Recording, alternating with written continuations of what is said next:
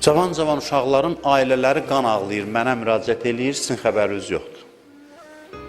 Mənə müraciət eləyir ki, ay bala, bu oğlum namaz qılandan günümüz qaradır evdə. Bu Arif oldu, bir gündən Allahla qohumlaşdı, indi hamı hər neyinirsə bu cavan oğlandır, evdəkilərinə gün vermir. Ataya deyirsən fasiksən, anaya deyirsən kafirsən, filan şey içki içirsən, günahkarsan. 2 gündə dinə gəlib, hamı bezib bunun əlindən. Gəlib mənə şikayət edirlər. Axır belə vəziyyət yaranacaq ki, deyəcəklər ki, getsin başqa yollara, tək dindar olmasın. Günümüzü qara eləyəcək. Bu din deyil. Din budur ki, ata-ana görsün ki, ədəbi artıb, əxlaqı artıb, mərhəməti artıb, mehribançılığı artıb, başqa cür yanaşır, dözümlü yanaşır. Onsuz da ata-anaya hörmət eləməlidir. Bunun hörməti 1-ə 5 qalxıb. Nəsihət sözünün mənası bilirsiniz nədir? Ürəyi yanmaq deməkdir. Nus budur, nəsihət. Yəni görsünlər ki, insanlar ki, sözdə deyəndə ancaq məhəbbət ixrac eləyir söz, məhəbbət. Sözündən məhəbbət hiss eləsin, onda valla təsir qoyar.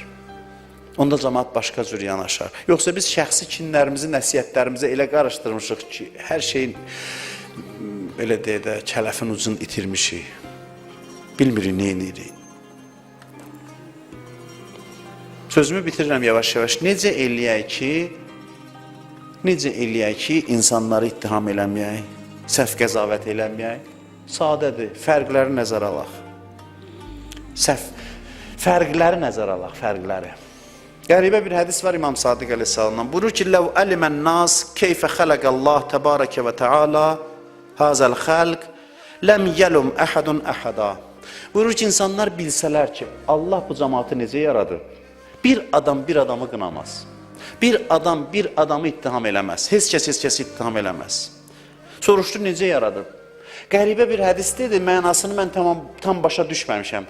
Amma izah eləməyə çalışacağım başa düşdüyüm qədər. Buyurur ki, "İnnəllaha təbarəkə və təala xələqə əczaən bələğə biha 49 cüz'a."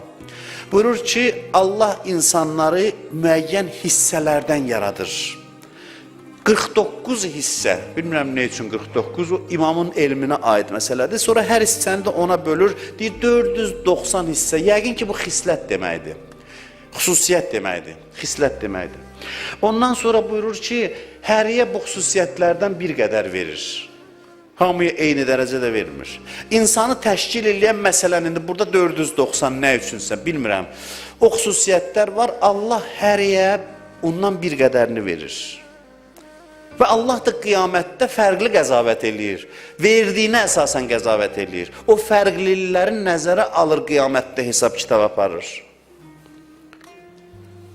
Biri bir dənə günah eləyib görsən, qiyamətdə deyirlər, aparın onu əzaba. Bir dənə günah. O birisi ondan onu eləyib, deyir, bağışladın. Ədalətsizlikdir, xeyr. Ədaləti Allahdan öyrənmiş. Niyə görə belədir? Sən ağzı açanda danışmağa, pərdəni çəkəcək, orada danışmaq da olmayacaq. Deyəcək, sənə ağıl çox vermişdim. Sənə bir dənəsini də yox, heç yarım dənəsini də eləməyə haqqın yox idi. Onun ağlı zəif idi, ona güzəşt var idi. Bu işdə, bu məsələdə. Biri ailəsi ilə bir dəfə acı danışıb, ürək sındırıb, onun əzabını çəkir qiyamətdə. Biri 10 dəfə eləyib, onu bağışlayırlar. Niyə? Səni mehriban yaratmışdım. Mehribançılıq hissini sənə çox vermişdim. Bir dəfə də haqqın yox idi. Amma o 10 dəfə eləyib, çünki 50 dəfə qəzəb gəlib boğub, 40-ını saxlayıb 10 dəfə təslim olub. Mən onun üçün keçirəm, güzəşt eləyirəm. İmam Sadiq əleyhissalam buyurur ki, kaş biləydilər Allah bunları necə yaradıb, onda bir adam bir adama irad tutmazdı. Gəlirik söhbətin sonuna. Axı, bəs mən əziyyət çəkirəm.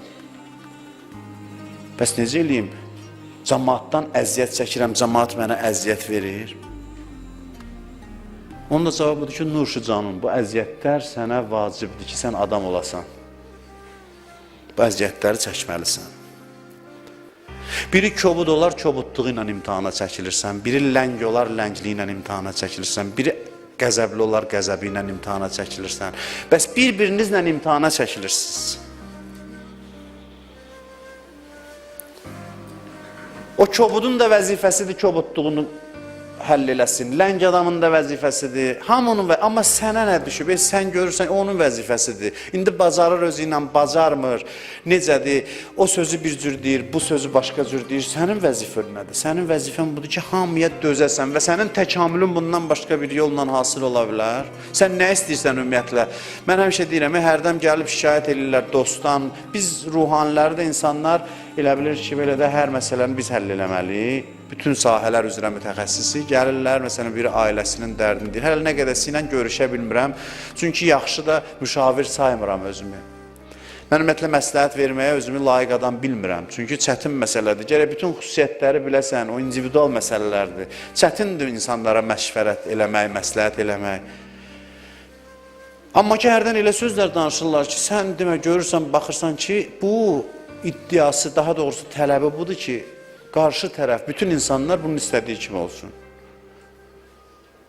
O belədir, bu deyir, bu belədir, bu deyir, o belədir, o deyir, bu belədir. Və necə olsun axı? Necə olsun? O sənin zövqə uyğun gəlsin, sən onun zövqə. Sən cənnətdə yaşamaq istəyirsənsə, dinən, bilək ki, sən yeri səhv salmısan. Mesela hünər bundadır ki, fərqliliklərə həzm eləyib dözəsən, kişi kimi yaşayasan, böyük insanlara xas xüsusiyyətdir. Dostluqlar onda möhkəmlənir ki, bir-birinə göz yumurlar, bir-birinin səhvlərinə, xətasına göz yumurlar. Budur, kişilərin münasibəti belə olar. Yoxsa elə bir dənə şey olan kimi aləm dəysin bir-birinə. Bəs haçan təkamül eləyəcəksən? Kimin hesabına inkişaf eləmək istəyirsən? Allah onun ölənlərinə rəhmət eləsin. Gəldi səni əsəbləşdirdi ki, sən dözəsən, inkişaf eləyəsən. Ona çox sağ ol deyirəm ki, təşəkkür edirəm ki, Allah səni seçdi, gətirdi mənim yolumun üstünə ki, məni əsəbləşdirdin sən. Mən də səbr elədim və nə qədər də qazandım. Həyatın fəlsəfəsi bəs nədir, nədən ibarətdir? Bəs insan necə kamilləşsin?